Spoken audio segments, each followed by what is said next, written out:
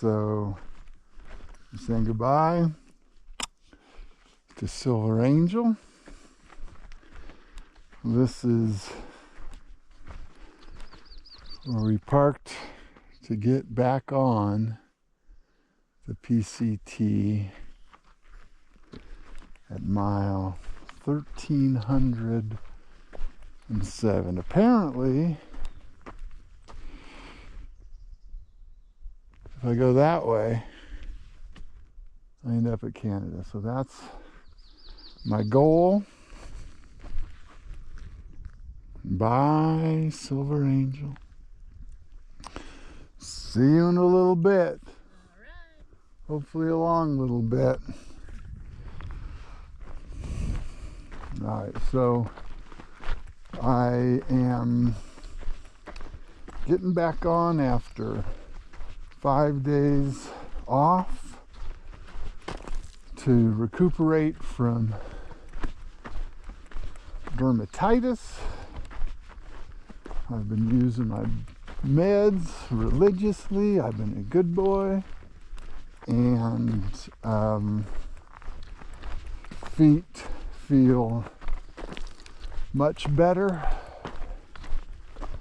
So the goal is to keep going all the way to Canada,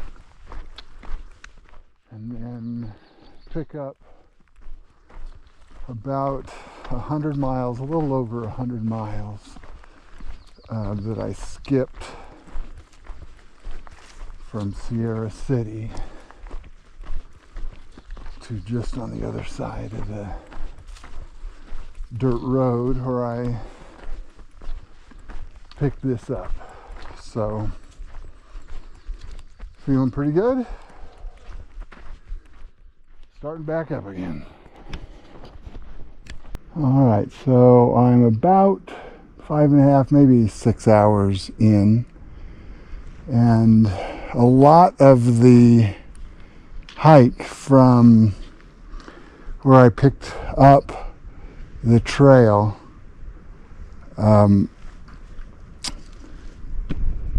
is in this burn zone. So several years ago, there was a pretty major fire that tore through here, and you can see that there's brush that is starting to grow up, but the trees for the most part are burnt. Same thing applies in the section that I skipped over from Sierra City past Belden. So sad reality, California burns more often now than it used to. So it is what it is. All right, so got a major milestone coming up here. I am gonna make up the about a little over 100 miles that I skipped from Sierra City to the dirt road that I picked the trail up this morning. So I'm going to do that after the hike, or after I get to Canada. But for now, we've got a major milestone. Major. So, this is the PCT midpoint.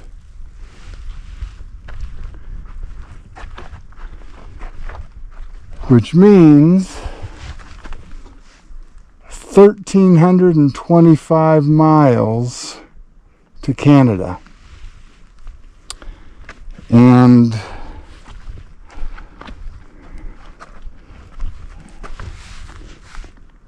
1,325 miles from Mexico.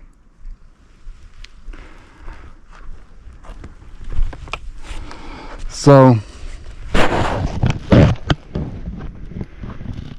I'm feeling pretty good about all of that. Big sense of accomplishment, and I'm hoping that I'll be finishing this in mid-September. That is the goal. We'll see if that's what plays out. But for the time being, I can celebrate for making the PCT midpoint. It's about a little after 6:15, not quite 6:20,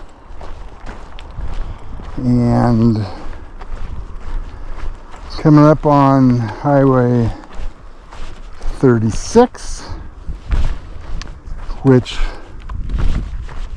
hey, we got a friend over here. We got Princess. Say hi to the camera, Princess. How are you doing? Alright, I'm going to get out of your way so that you'll get a hitch here. Alright, we've got a bridge here across the North Fork of the Feather River. Another pretty bridge.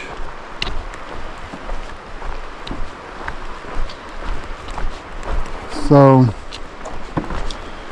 just a few miles from the entrance to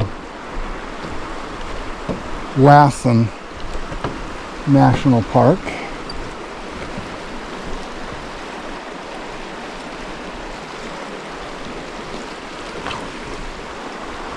And in Lassen, most people camp most people bypass the Lassen Park, because there's a requirement if you're going to camp kind of back country that you have a bear canister. And most people have taken and shipped their bear canister back. So they hike the 19 and a half miles through Lassen. I'm not going to do that. I'm going to stop at a campground called Warner Valley Campground that has bear vaults, bear lockers. I'm going to store my food in one of those, and today should be about a 17 and a half mile hike. Not as far as yesterday, but that is the plan. So just about a mile and a half, a little less than a mile and a half, away from Warner Valley Campground. And in Lassen Volcanic National Park. And this lake here is just a reminder. This is a volcanic area, so this is a hot lake. You may not be able to see it, but there's a little boiling going on down in the lake in spots. So, if you didn't know, there are boiling lakes in California. This is one of them in Lassen Volcanic National Park. All right, so here we are at Warner Valley Campground in Lassen. And I just want to give you kind of a perspective here. First, when I showed up at this campsite, nobody was here, so I just kind of laid my stuff out. And what ended up happening is this. You got one tent right there. You got one tent over there. You've got one tent over there. You've got one tent here. And one over there. So basically, when you get one PCTer show up and you open your tent site up, they descend like locusts on the place. But it's actually kind of fun, just hanging out with a bunch of similar-minded people, just kicking it and having a good time. So we're sitting around at this campsite we didn't pay for and stuff like that, and up drives this woman here. Let me introduce you really quick. Hi, I'm Avon. Okay, so Avon is the actual rightful renter of this space here. So she shows up and she says justifiably, "Are you guys here? Are you supposed to be here?" And then she super graciously opened it up to all of these dirtbaggers. So now I think we've got like six tents or something like that in this site. Oh, and she's feeding quesadillas. Wow. Anyway, so the trail doth provide. This is another example. Anyway, it's just kind of fun hanging with these dirtbaggers. All right, at mile 1359 in Lassen Volcanic National Park, looking at Lower Twin Lake. You may not be able to see it, but there's some Canada geese floating around there. And another lovely day. The feet are feeling good. So looking forward to getting to Old Station today, getting something to eat there. All right, mile 1363, and a pretty good view of Mount Lassen. Sadly, because a lot of this is burnt out trees from fire a few years ago. And off to the left here is Soap Lake. Also, this happens to be a section of the California Trail. So a bunch of immigrant trails run over the Sierra, California Trail being one. And Soap Lake was a stopping point for immigrant parties. Something else that's kind of interesting at Chester, Chester's a little town kind of on the edge of Lake Almanor, and Lake Almanor during immigrant times was referred to as Big Meadow because there was no Lake Almanor. It was just a meadow. So Lake Almanor was, or the Big Meadow was dammed, and Lake Almanor was the result. So there's a lot of history in these sections of the state north of the Sierra. All right, we're at mile 1367.8 and looking at kind of a last goodbye of Mount Lassen before I start heading back down into Old Station. That away.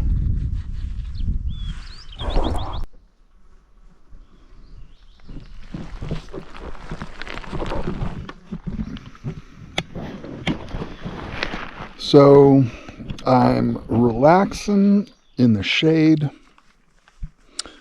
on some soft pine needles, having my lunch. It's about 12:30. I'm at mile, 1,369 and a half, something like that. About 5.5 miles out of town, out of Old Station, which I'm going to be going into.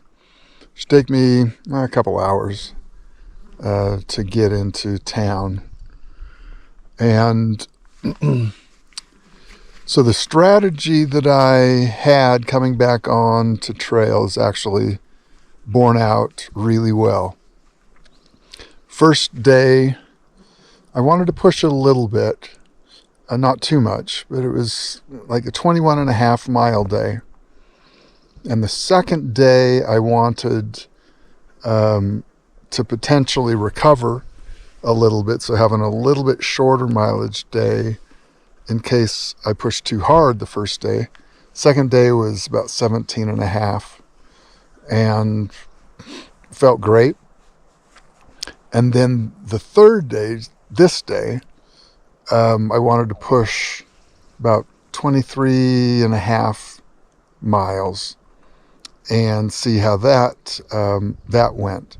Because ultimately I want to get on a consistent basis between 25 and maybe 30, but probably just the high 20s, back to back to back. And I've only done that for a couple of sequential days, and that was before I got hurt. Well, today's been fabulous. It's been an easy, mostly a downhill coast.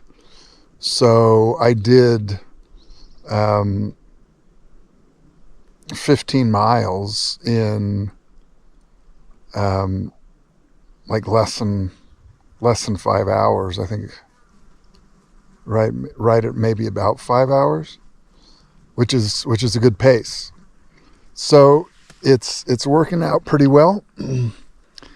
Unfortunately, it's a Sunday and the post office is closed, and so I'm going to have to wait until tomorrow to pick up my package. So I was off, kind of off a day in planning, but everything's going well, and look forward to tomorrow picking up the package at about 11 o'clock. Rural post office hours are really limited. And then get maybe a 15 or an 18 mile day tomorrow.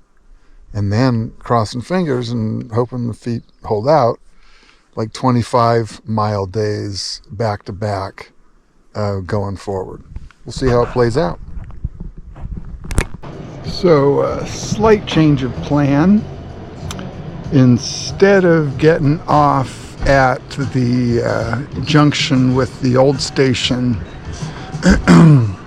post office, which is actually at Hat Creek, would have been a 23 mile day. I decided to actually push on. I was feeling pretty good. Push on for another 4 miles, so turned it into a 27 mile day to get into Old Station proper, where I can get a dinner and a breakfast. And then tomorrow I'll figure out how to get to the post office, which is kind of backtracking. Might be a road walk, but just wanted to take advantage of the daylight, get some more mileage. Feet are still feeling pretty good. Plus, I get a dinner out of the deal. And, oh, by the way, some Gatorade. So, all in all, a good day. Ended at about 4 o'clock. So, realistically, I could have pushed through 30 and got a 30-mile day out of this, which so I'm impressed with myself. Feet really are feeling good, but I'm not going to go any farther since I have to backtrack to get to the post office anyway. So we're just a little bit before dawn. It's a little after 5:30 or so, and you can actually get a better view without the smoke. It's cleared up a little bit from this volcanic butte that we've been hiking on pretty much all day yesterday and going to be a lot of today. And you can see this big rubbly rock that makes up the whole butte. And you can see that goes pretty close to straight down on this rubble, looking over this field of other volcanic rock and stuff. And so I think that this is from a volcanic, not flow, but maybe it's a flow that has now, been vegetated and stuff. And it's just kind of cool that it overlooks this other vast field, and it looks pretty cool in the morning with the fog and stuff hanging low. But so the goal today is about 22 and a half miles into a series of cabins, old buildings, currently owned by PG&E, Pacific Gas and Electric, the Northern California public utility, electric and gas utility.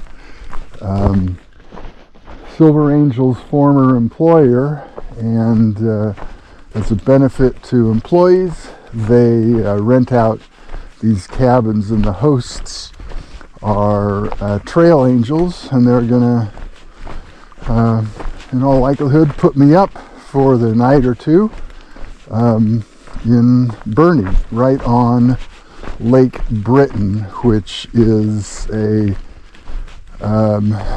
dammed lake that also generates hydroelectric energy for PG&E in Northern California. So this is what the lava flow rubble looks like from down below. So up there, came down from up there, that's the ridge I've been walking on for a day. And you can see it's all this rubbly rock that is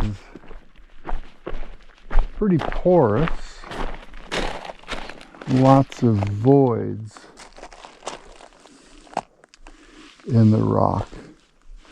And this is a seam that goes on for miles that's exposed. So yeah, this is just another example of Northern California ancient volcanic activity. It's pretty cool. All right, we got a nice bridge going into Bernie Falls.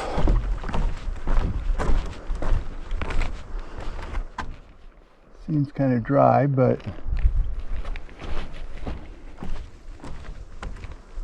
you still got a bridge. So looking forward to getting to Bernie Falls for a couple of reasons. First, and most obviously, the falls. They're gorgeous. I'll take some pictures along an alternate route that parallels the PCT and actually does a better job picking up the falls. But also for the soft serve ice cream at the visitor center. Looking forward to that. All right, so one of the highlights of Bernie Falls is the soft serve. So I am loving the soft serve. This is actually my second, but PCT hikers can never get enough soft serve. So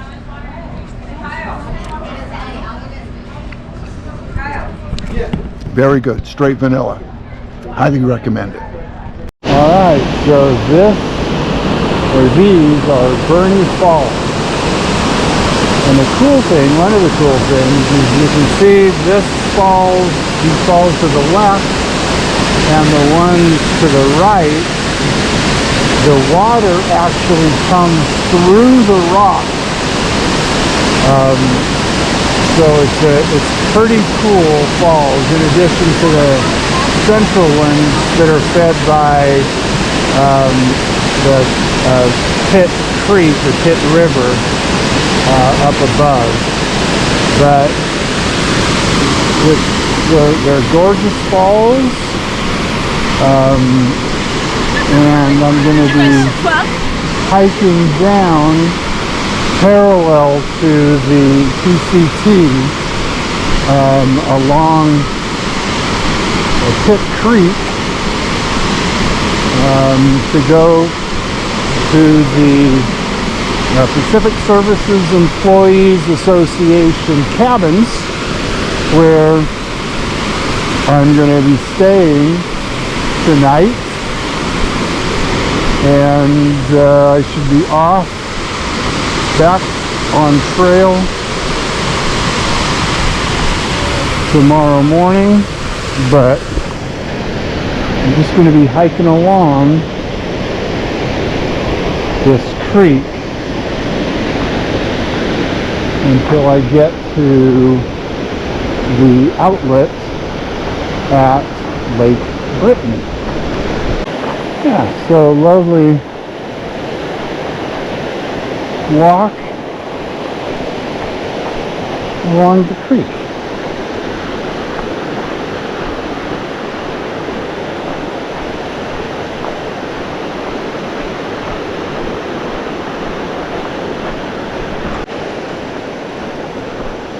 To a cute little bridge.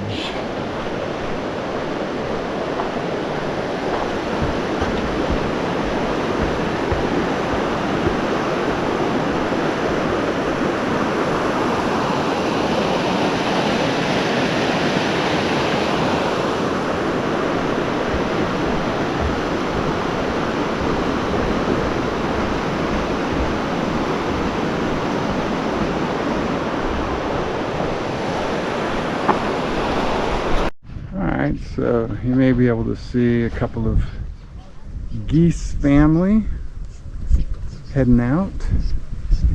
And to introduce you, this here is Camp Britain. So these are converted quarters. It actually started off as a fish hatchery buildings way back, I guess in maybe the teens and 20s and stuff. And then PG&D purchased the property and converted it to construction worker housing to build the dam, the hydroelectric dam on Pitt Creek that then kind of became Lake Britain. But you can see the structures, kind of this old school building, and there's, I don't know, 6 or 8 cabins that are available to PG&E employees. But I've got a special hiker Hilton, which the PG&E caretakers here, Marc and Janelle, they host PCTers every now and then in this cute little bungalow. So I'm going to be hanging out today in here, doing some laundry, taking a shower, all of which I'm sorely in need of. But I've been looking forward to this kind of all trail because this is something that this is a place we've come up to 3 or 4 times and got friendly with the hosts, and they offered to host me for the night. So looking forward to all this.